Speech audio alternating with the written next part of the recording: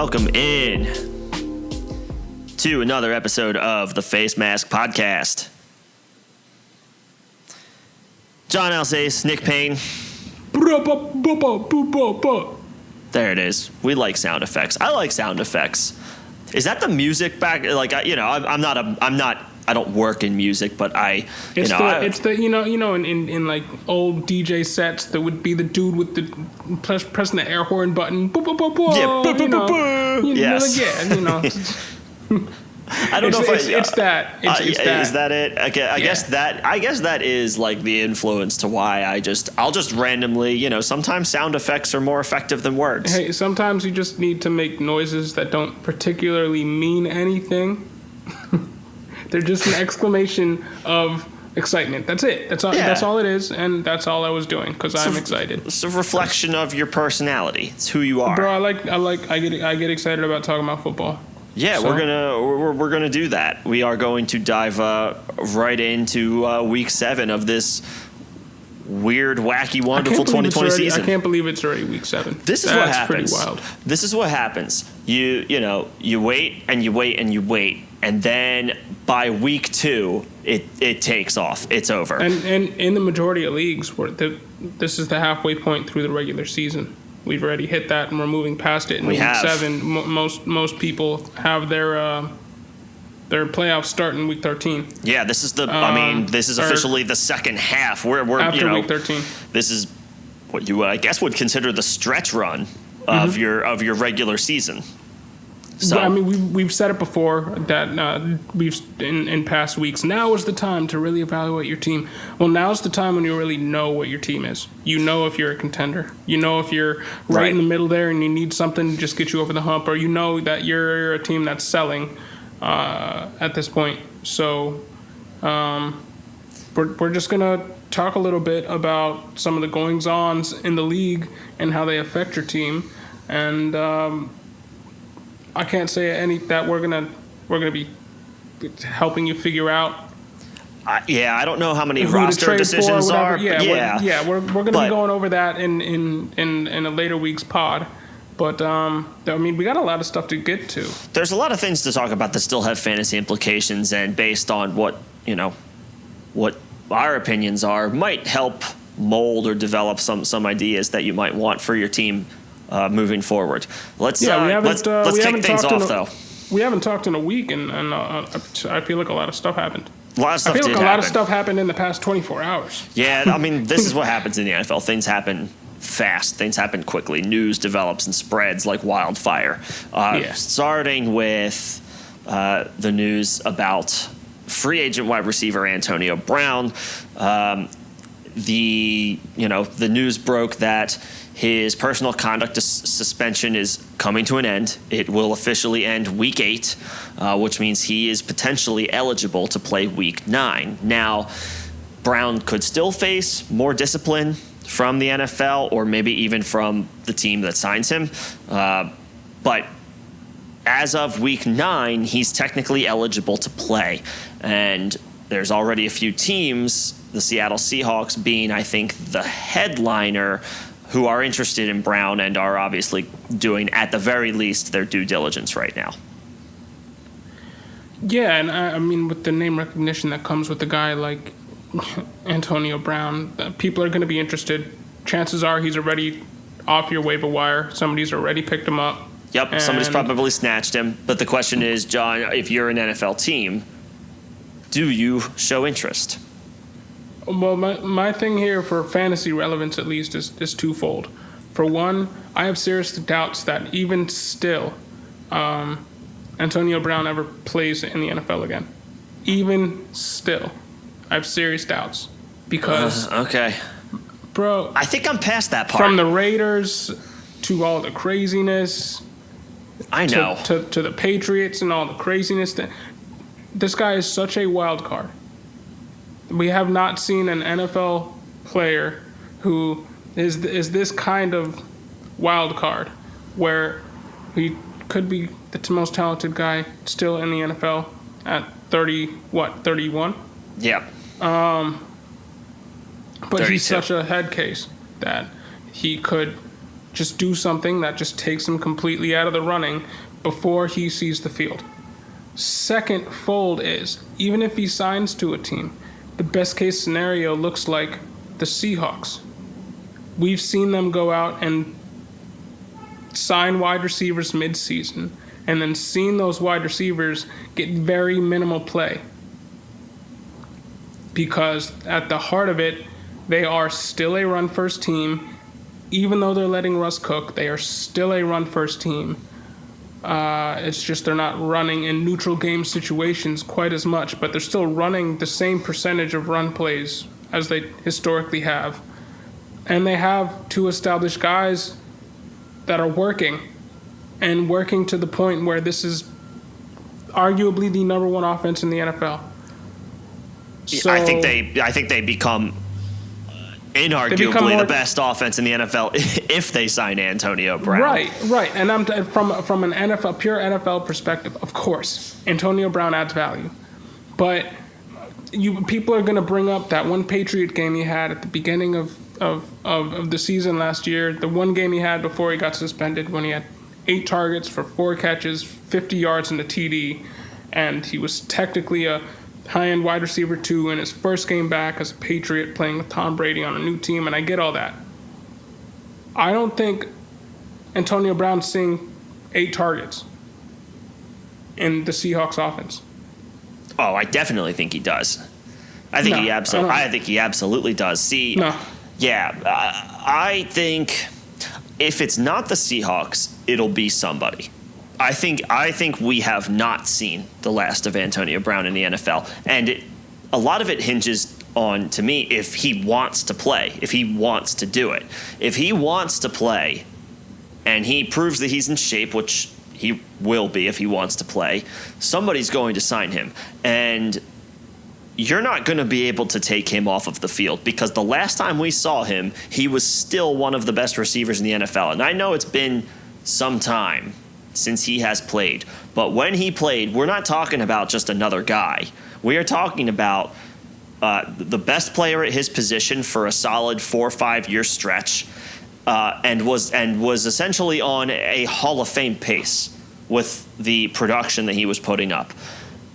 I can't disagree with any of that. I can't. If you add him to a team that, say, it's the Seahawks with Russell Wilson, who is right now the best quarterback in the NFL, he's going to play well. If he's ready to go, he's going to be, maybe he's, 75, 80% of the Antonio Brown of old, but I'm taking that every chance I can. I would be looking to sign him if I'm an NFL team, as long as he wants to play and he has his mind right, and as long as all of the legal issues are behind him.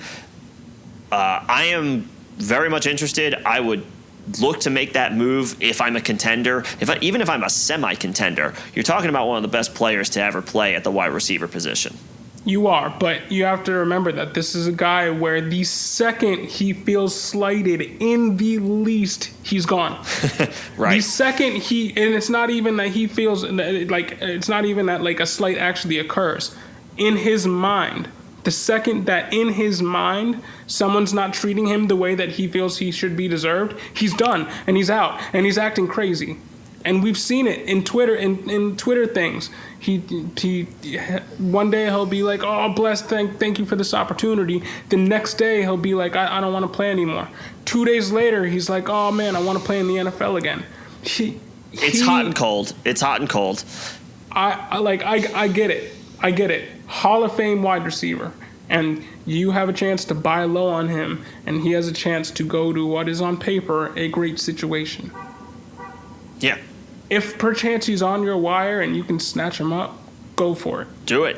If somebody is actively shopping him and you can flip somebody for a shot and you're a real contender and you could slip him into your flex spot and, hope for the best, sure. I am personally not expecting a ton out of him, because at the end of the day, we haven't seen him put it really together in 2 years. And while the last time we saw him put it together for a full year, he was still a wide receiver 1. He's now 31. which is where we start to see the cliff. He hasn't played NFL in 2 years. Like a year and a half. Yeah.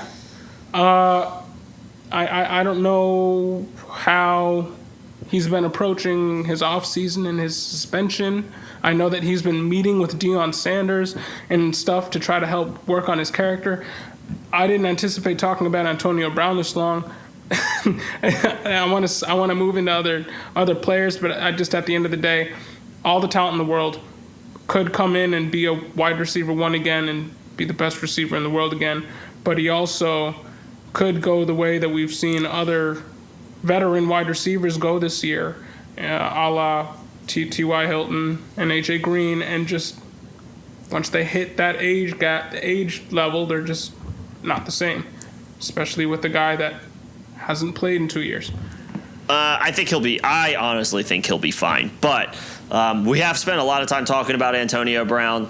Let's move on. There's another free agent wide receiver who's also getting some buzz in the headlines. That's Dez Bryant.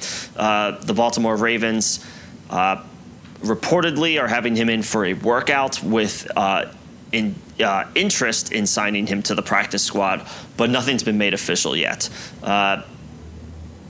John, what do you think? This is, we're talking about a guy who hasn't played in, multiple years. Antonio Brown hasn't played in a year. Dez Bryant hasn't played in years, plural. I mean, this is a guy that has lost all of his explosion, yes, he hasn't played in 3 to 4 years. Mm-hmm. And the last time he played, the last 2 years he played, he putting up 1,000-yard seasons. It was around the 700, 800-yard mark, and he wasn't hitting the touchdown totals he used to. I think he topped out in his last 2 years. His penultimate year, he got 8 touchdowns, and then he got 4. And he wasn't the guy that you felt happy with in your lineup. And that was him at age 28. He was falling off. He is now 31.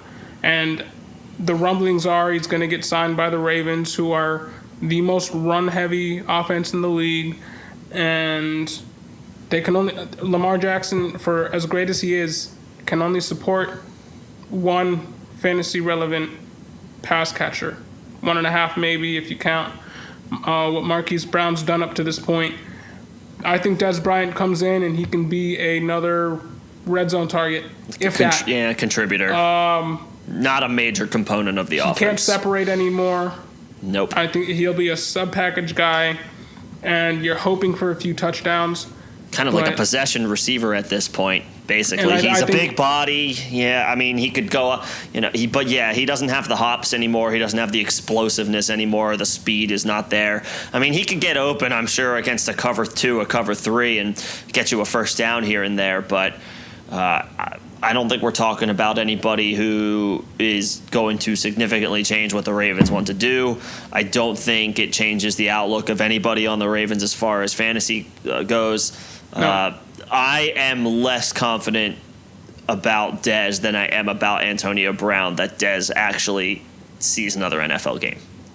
I am more confident that Dez sees an NFL game because he doesn't come with the mental headaches that Brown does. But if they both see the field, Brown's going to be the guy that is going to be putting up more fantasy points. Brown is the guy I would rather have in my starting lineup. Dez is going to be there to help the Ravens play real life football, not us play fantasy. Right. If you're playing in a real deep league and you can pick him up with the hope that he gets a touchdown in his first game and you can sell him real quick to some guy who gets starry-eyed at the name recognition, go for it. But otherwise, I'm not paying much attention to it. Yeah, I'm out on Dez. There's no reason to pay attention at this point as far as fantasy is concerned. But if he works out for the Ravens, then good for that situation. Moving into news that concerns players that are on actual teams, a trade dropped today, John, in the early morning. The Minnesota Vikings shipped Yannick Ngakoue to the Baltimore Ravens for a lesser package of picks than they gave up to acquire Ngakoue in the offseason. So Ngakoue plays 5 games for the Vikings. The Vikings are 1-5. They are clearly in free fall. Their season is spiraling out of control, if not already. They clearly, as a result, were not interested in signing Ngakoue, so they ship him to Baltimore. On top of that, the Vikings also lost Danielle Hunter to injured reserve. So the Vikings defense already was not good. It's now even worse. I mean, for fantasy purposes, anytime you have someone playing against the Vikings, fire them up. Yeah, I mean, on a week-to-week basis, I guess all the quarterbacks in that division get a bump if they haven't played the Vikings yet. Oh, yeah. If they play them twice, then that's all the better. I'd have to really look at their schedules to see. But, obviously that this is now a defense to really go out of your way to target, a la the Seattle defense and the Atlanta Falcons defense.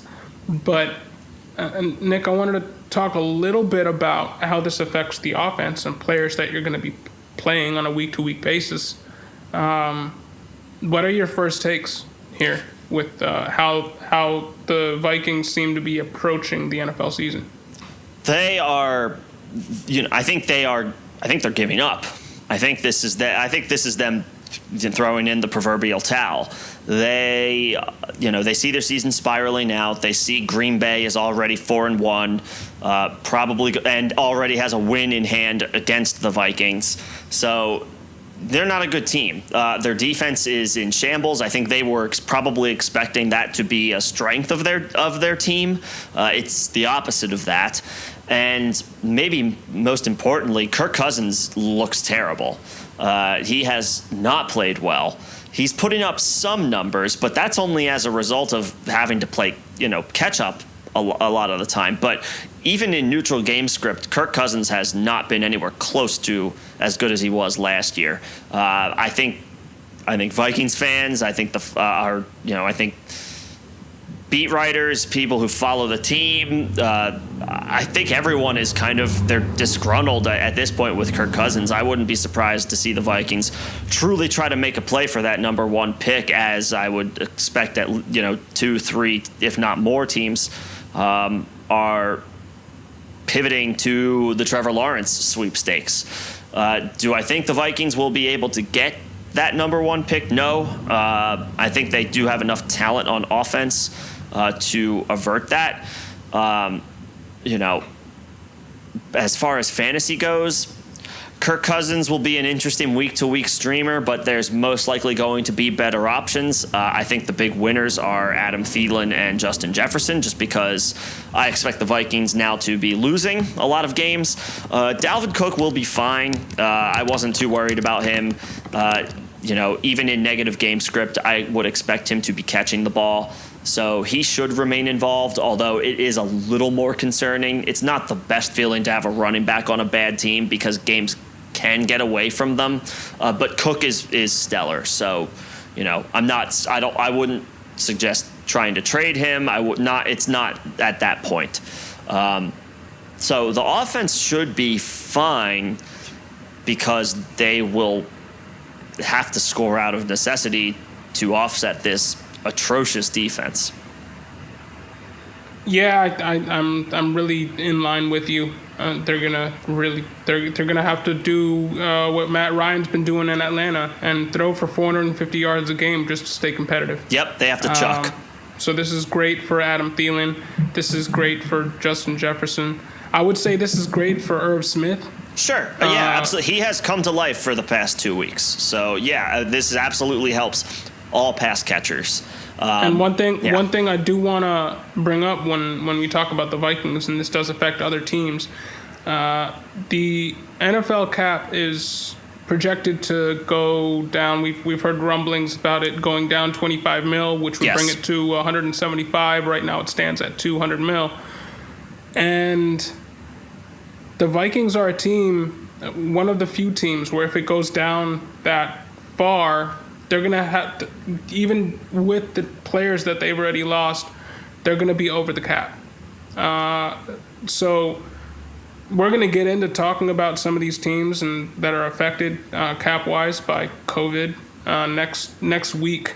But I think that there's a very real chance that we see the end of Kyle Rudolph here with the emergence of Irv Smith, just maybe as a prep move for taking this cap hit, because I think that is a little bit of what went into this Yannick Ngakoue move.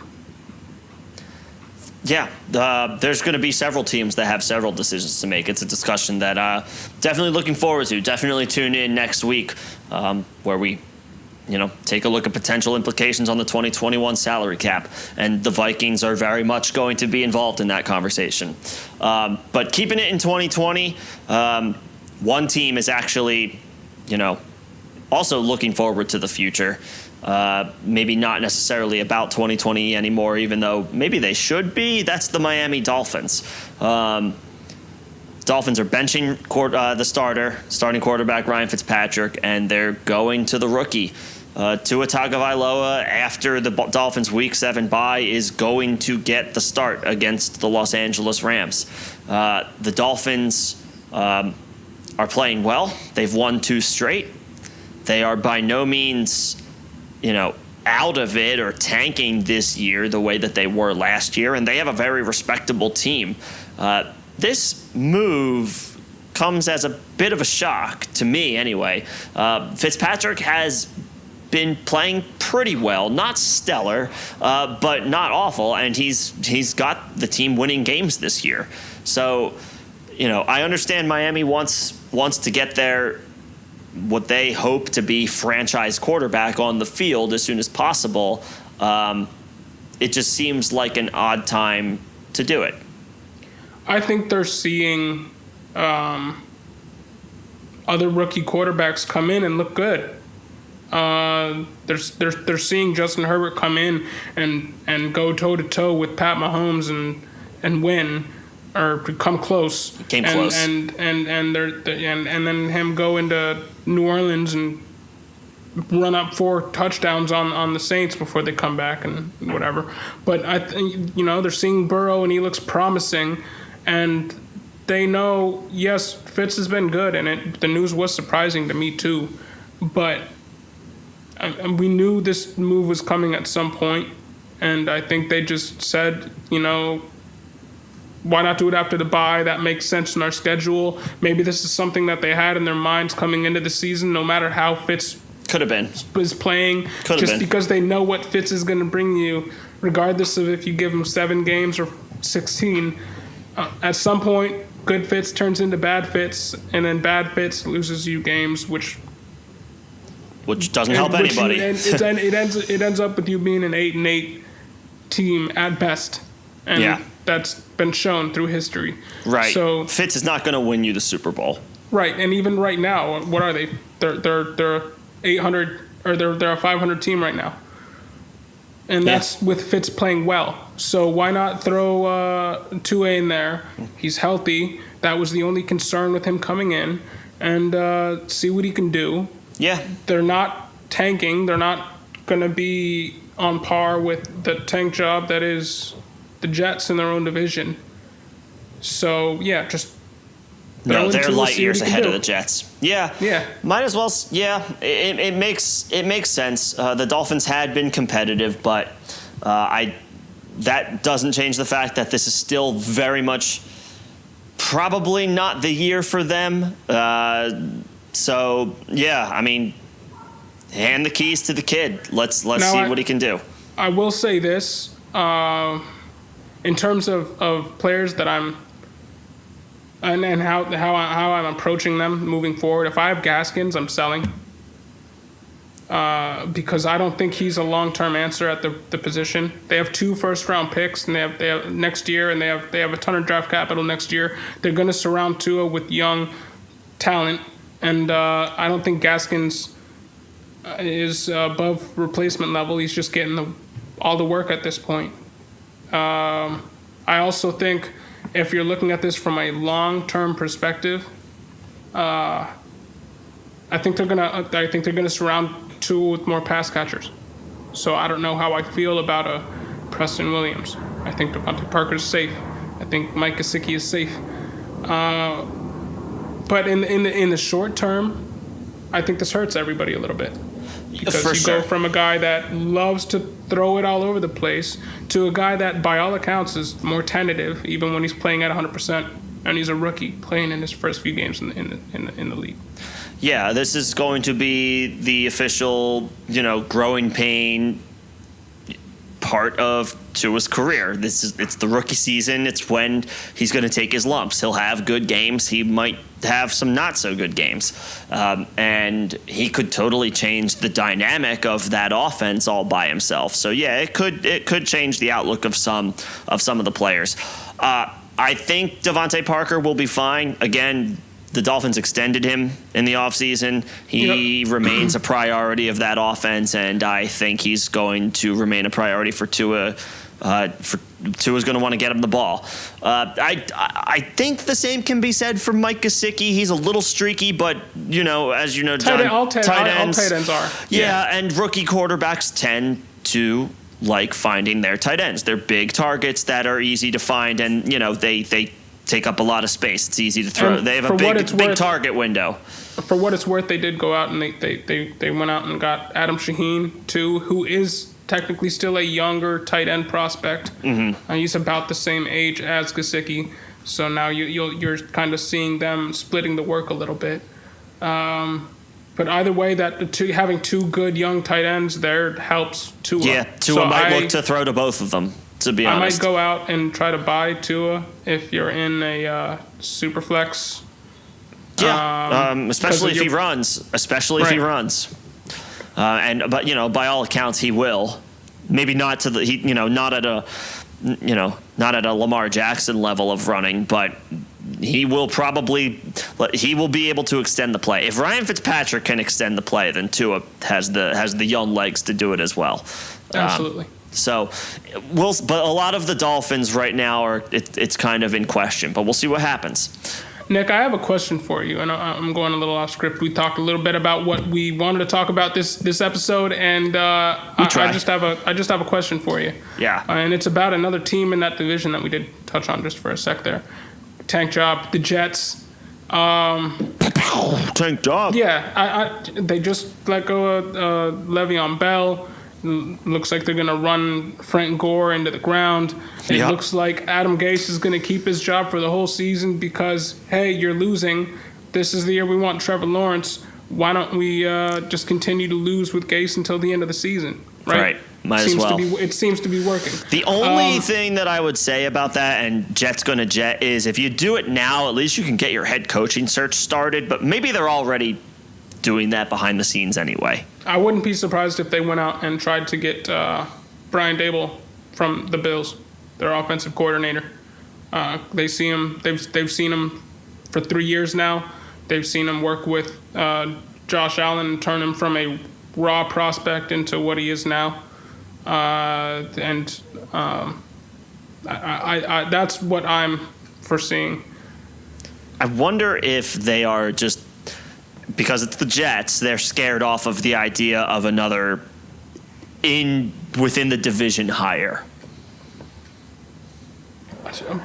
Gase was never going to be it, so I don't know what they were thinking there. I don't know what they're thinking. I can't sit here and tell you, try to predict what the Jets want to do or are thinking. They are a disaster right now. This is what I wanted to bring up with you, is not about specifically the Jets as an organization, but I wanted to talk to you about if the Jets were to tank and get Trevor Lawrence, and they just immediately replaced Sam Darnold with Trevor Lawrence, and they immediately replaced Adam Gase with a middle of the road competent guy. With anyone, just anybody, with anyone, with me, or with your dog Utley. If they just replaced him with your dog Utley, all right. If Utley went in there, it would that might be the one downgrade. Sorry. Okay, all right. Okay, so if they replaced him with you, if you went in there, and you were the Jets GM, head coach or whatever, and you had Trevor Lawrence to work with, and you had Denzel Mims, and you had Chris Herndon, and you had LaMichael P. Ryan, and whatever, are these guys that you are, how enticed are you by these guys in 2021? I'm not. I mean, Okay, that might have been a little fast. Because by all accounts, he's the best quarterback prospect since Andrew Luck. By all accounts, that's what Trevor Lawrence is. I guess my question is my statement is I don't know, because it's impossible right now to evaluate the Jets because we're talking about such an incompetent head coach that I can't expect anyone there to perform well right now, but I'm not going to know if they're good until he's gone. What I do know is we have now seen several people leave the Jets or get out of Gase's tutelage in general, dating back to his Miami days, and they have all gone on to do well, or most of them anyway. Most of them have gone on to prove to be significantly better than previously thought. So is every single Jets player right now a bum? I don't think so. I think there's some talent on that team. I just think the head coach single-handedly holds everyone back. So, I'm always looking to upgrade talent. I don't think the Jets are anywhere close to a finished product and absolutely need to add talent, but around their quarterback. But I think the first thing you do is, if you can draft Trevor Lawrence, you do it. Fair enough. All right. I wanted to know they're the team that is in the lead for the last place spot. So yeah, and I think they'll get it. I think they'll get it. They're that bad. They are that bad. I wouldn't be surprised to see Sam Darnold traded. I wouldn't be surprised to see Sam Darnold turn out to be half decent somewhere else. But I do think the Jets will ultimately end up drafting Trevor Lawrence. I think that is the ultimate scenario. I would expect Darnold to be better elsewhere. I think he will. Pretty much anywhere he goes. I think he will. He's had to deal with Gase his entire career. Right. So maybe he'll go somewhere else and do better. Moving on out to the Bay Area, San Francisco, Raheem Mostert, not put on injured reserve yet, but he is out for this week's game against the New England Patriots. Tevin Coleman remains on injured reserve. I know why you wanted to talk about this. So this is I get it. Interesting situation. No, you want to talk about your boy JaMychal Hasty. Why don't you just go and talk about your boy JaMychal Hasty and get it over with? All I'll say is I'm very intrigued. Look, I like Jerick McKinnon. I do. I like Jerick McKinnon. I think he's absolutely a viable play this week. I know it's not a great matchup, but he will be the starter, McKinnon.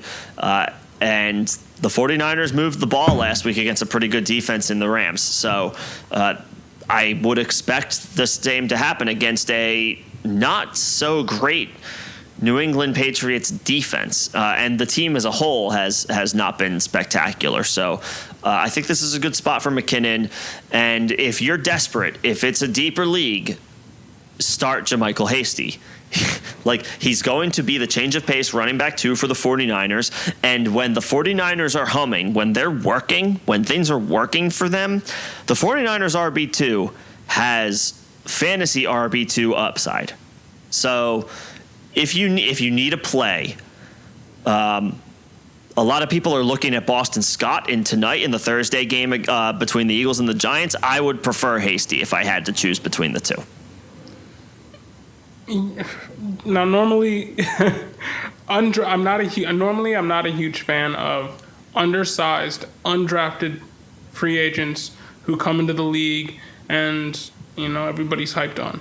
I think that the James Robinsons of the world are very few and far in between, and we just happen to be seeing one this year, an undrafted guy come in and get the work and succeed with the work. And he's not an undersized guy. He's built like an NFL running back. JaMychal Hasty is an undersized guy. But Jeff Wilson isn't anything special. Jerick McKinnon, he came in, and when he got 70% of the snaps and 70% of the work that 1 week, this season he finished as the RB6 on the week. Which week was that? I am blanking, but I do remember that stat. So he's a guy where if he gets the work, he'll produce with it. Spark freak. But we know he comes with injury risk. And if the injury bug were to bite that room once again and bring him down another time this season, because he's already kind of dealing with an injury, he's already been banged up this year, then JaMychal Hasty is the only guy in the room besides Jeff Wilson, who I've already brought up as not very good. So, out of pure opportunity, JaMychal Hasty is a guy that you can play. But as a rule, I am not very excited about undersized, undrafted free agents. So temper your expectations. His long-term outlook, no. Don't go out and expect this guy to be James Robinson or Chris Carson or one of these guys, but you can play him this week. Yeah, I think you can play him this week. I think he'll do just fine. Other injury news in the NFL. I'm just going to do a little 1-2 right here. Zach Ertz, tight end for the Philadelphia Eagles, put on injured reserve. What do you do with him? And what do you do with anybody on that team? 4 to 6 weeks. What do you do with anybody on that team? What are you doing? You're not anybody. You're not playing outside of Miles Sanders. You're not playing. Well, are you playing Fulgham? If I need a receiver, if you have him. Are you just streaming at that point? Yeah, well, yes. In 1 quarterback leagues, I'm definitely streaming. In 2 quarterback leagues, I might have no choice. He might be your best option. Are you adding Richard Rodgers or Jason Kroon? They are Hail Mary desperation streamers. But one of them could do something. It's impossible to know which. And if it's anything, it could be. And their floor is quite literally 0. So all right, rapid fire: Jimmy Graham or Richard Rodgers? Jimmy Graham. All right, Daniel or Jordan Akins and or Richard Rodgers. Akins. I'm telling you, it's a desperate. I know that. So the Eagles actually Gerald throw. Everett. Absolutely, Everett. The Eagles throw to the tight end more than anybody in the NFL. The Eagles' passing attack targets the tight end more than anybody else in the NFL. I cannot endorse Richard Rodgers or Jason Kroon. One of them could do something, but it's 50-50 who it could be. If you want to take that shot, be my guest. Please, if that is like what you have to, if that's what you're working with, you might need to go ahead and seek a trade for a tight end. I think the only guys that are playable in this offense when healthy are Miles Sanders and could be Fulgham. If you need a wide receiver 3, he's a decent play. But again, we're talking about a guy who has kind of popped up out of nowhere, had a nice 2-game stretch. There's nobody in the world that can tell you if this is sustainable or not. So it is a little bit of playing with fire, but the Eagles don't really have a whole lot else. They do get Deshaun Jackson back starting Week 7 Thursday night against the Giants, but you're yet another player where it's kind of impossible to predict anything right now. I have to see it first.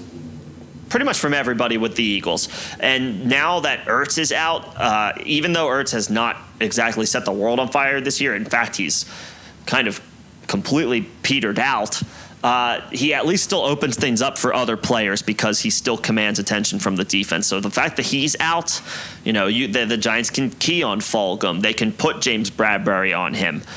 This is an Eagles offense that just doesn't have a lot going right now. The only guy you're probably playing is Wentz in a Superflex league. Yeah, and I just got an alert that came across my ticker, and it says Eagles wide receiver Alshon Jeffrey is available for trade, according to Albert Breer. Yeah, that's been the case since the offseason. Nobody wants a 30-year receiver. A 30-year receiver who has showed clear signs of decline, has not had more than 800 yards receiving for 5 years. Honestly, I think I'd rather have Dez Bryant as a flyer. God, I think so. I think so too. Than Alshon Jeffrey at this point, because at least I can guarantee that Dez Bryant has been healthy. I think, and Alshon Jeffrey has been perpetually coming back from injury for the past 3 years. It does not make sense that the Eagles carried him for the past few weeks on a roster spot and just didn't leave him on injured reserve. Moving on, it's bleak in Philadelphia. Hopefully you don't have anyone you're relying on there. Miles Sanders might be fine, but he's out for week 7. Speaking of another running back who will be out for what we believe to be a quote, later than sooner, unquote, timeline, Chargers running back Austin Eckler got some news that this is a pretty serious hamstring injury that he is dealing with. Doesn't sound like he's going to return anytime soon. John, the Chargers are 1-4. Do we see Eckler again in 2020? Yes, I think we do. Because Anthony Lynn kind of seems like that older school type of head coach where if you're available, you're going out there and you're playing. And I think he wants to win games. I don't think he's going out there trying to tank. No, he doesn't have any motivation to try to. He doesn't have any motivation to try and tank for a certain player, a la the Jets or any of those other bottom feeder teams. While their record isn't what they want, they're rebuilding right now. Justin Herbert looks great. So try to surround him with weapons. I could see them. Right, I could see them just saying, Eckler, you're healthy now. Go in there and get some rapport with Justin Herbert for next season so we can hit the ground running. I wouldn't be surprised if we've seen the last of Eckler in 2020. That would be the smart thing to do. Yeah. I think Anthony Lynn this year has everything he said about social justice and reform has been 100% on point, and I'm 100% with him. But his moves, in terms of him being a forward-thinking football mind, have just not been there this season. And he did all he could to bench Herbert, who's their future, and it made no sense. So, you think it would be the smart thing to do. Eckler it would be the smart play. thing to do to shut him down. But I think that the Chargers could be just you're healthy, go in there and play. To me, I just think the news might indicate that he might not be healthy again before the end of the season or very close to it.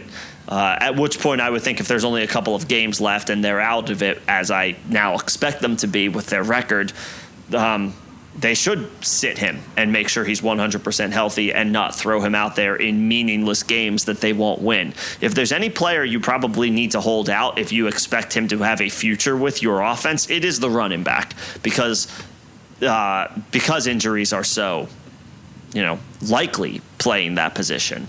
And you don't want him to re-injure anything that he already injured to begin with. I wouldn't be surprised if we've seen the last of Austin Eckler in 2020. They drafted Joshua Kelly. They're going to give him the rock, see what he can do. Justin Jackson's going to stay in the mix. I think they have enough there to at least get them by as far as the backfield is concerned to get through 2020. And they can use it as an evaluation period for Kelly. So I wouldn't be surprised if they sit Eckler until 2021, which, I hope if he's 100% this year, then sure, and he wants to play, then sure. It just, when you say later than sooner with a hamstring injury at this point in the season, approaching the halfway point, I can't imagine there's going to be meaningful football left for the Chargers to play by the time he's ready. Fair enough, and that's a fair assumption. And I agree with everything that you say, but Anthony Lynn. But head coaches make really questionable decisions sometimes when it comes to personnel. Yeah, and they need to save their jobs or whatever. Right, I think Anthony Lynn could be one of those head coaches. Yeah, I mean, we'll see. As long as he's 100%. Who's not 100%, John, I want to wrap things today with what, I think is still a developing story in the NFL. The Las Vegas Raiders were scheduled to play the Tampa Bay Buccaneers on Sunday Night Football. Currently, the entire offensive line, the entire starting offensive line is home. They were sent home, and all 5, were placed on the COVID-19 list. They now need to, I believe this is as of Monday, now, when the positive test. Have they been tested positive, or were they just in the vicinity of somebody who tested positive? Trent Brown, a lineman for the Raiders, tested positive and was around the rest of the starting unit. Okay. So the other 4 guys haven't tested positive, but they have been around a positive test. So this has been one of the scenarios that the NFL was potentially preparing for. Was, what do you do if an entire unit on a team gets wiped out? That is yet to be seen what's going to happen. Basically, the Raiders are in limbo.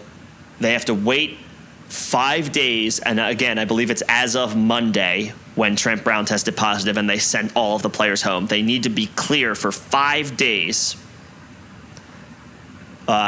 to be allowed back to the facilities and then allowed to play. The game has been flexed out of Sunday night to the 4 o'clock window, and that allows the NFL to potentially push the game to Monday or Tuesday if they need to. So that's why the Raiders and the Bucs will now play in the 4 o'clock window. Cardinals Seahawks got flexed to Sunday night.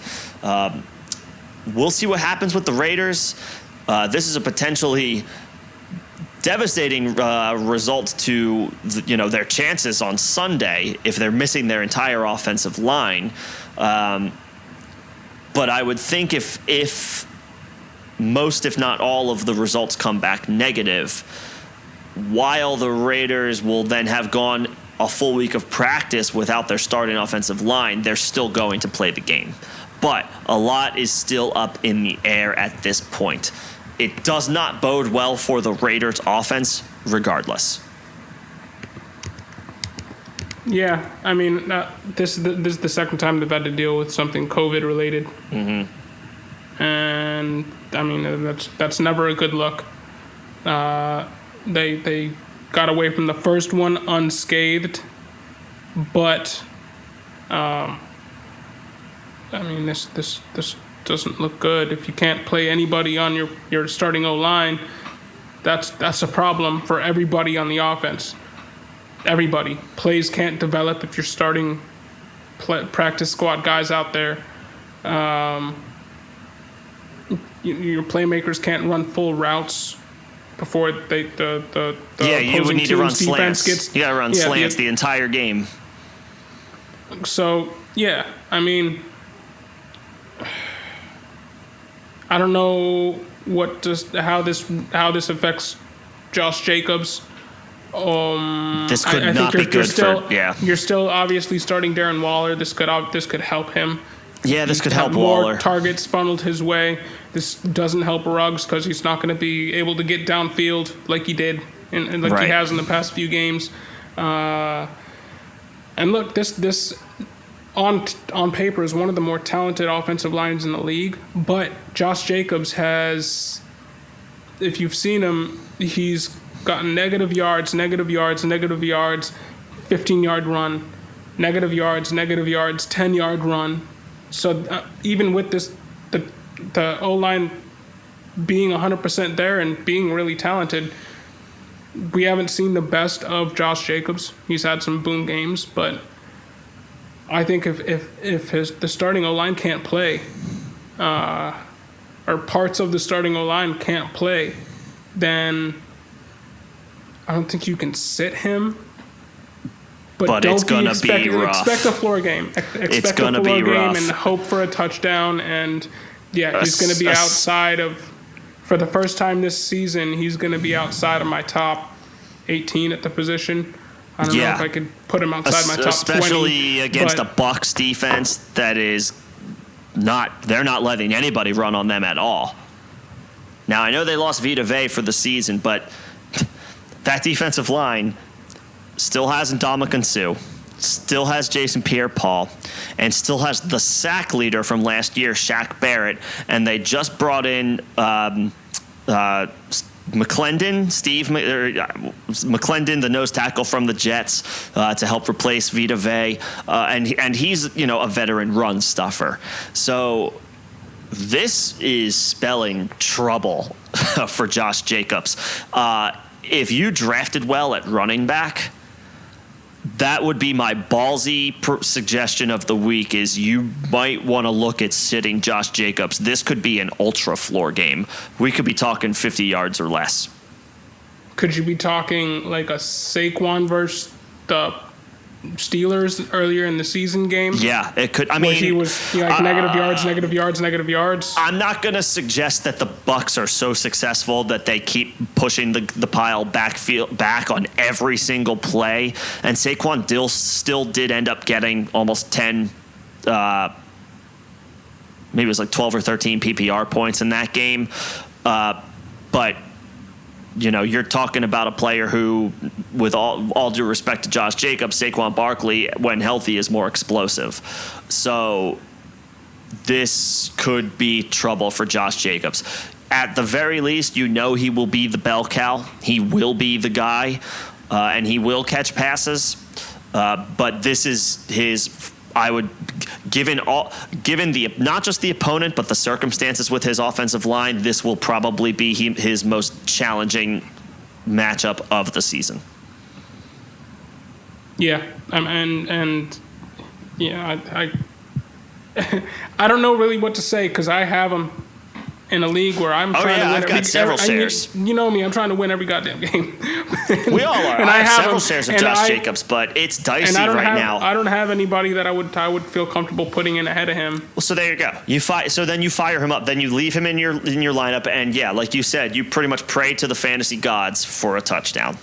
Like I was reading something earlier today where some guy said sit Joe Mixon this week.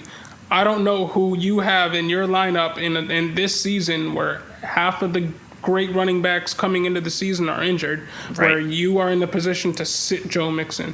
And I feel the same way about Josh Jacobs. Josh Jacobs is in that same boat. You don't feel great at all about this week, but you kind of just have to suck it up and leave him in there. Who are you putting ahead of him? Just Gus Edwards? The Ravens are on bye. You know what I mean. That caliber guy where you just get him off the waiver and if plug the him Ravens were playing this week and Mark Ingram was out and my choice was between Gus Edwards and Josh Jacobs, I would probably say fire up Gus Edwards. That's how bad I think this matchup is for Josh Jacobs. I'd still go Josh Jacobs just because. He's Josh Jacobs. I understand, but he hasn't exploded since week 1, and this is a brutal matchup. He's bad as it gets, and he's exploded since week 1. He just hasn't gotten 3 touchdowns since week 1. But that's an explosion. He's had good games. He's gotten 2 touchdowns. He's had 2 touchdown games. I'd take that. I think that was one other game, right? Yeah. Okay, so one other game.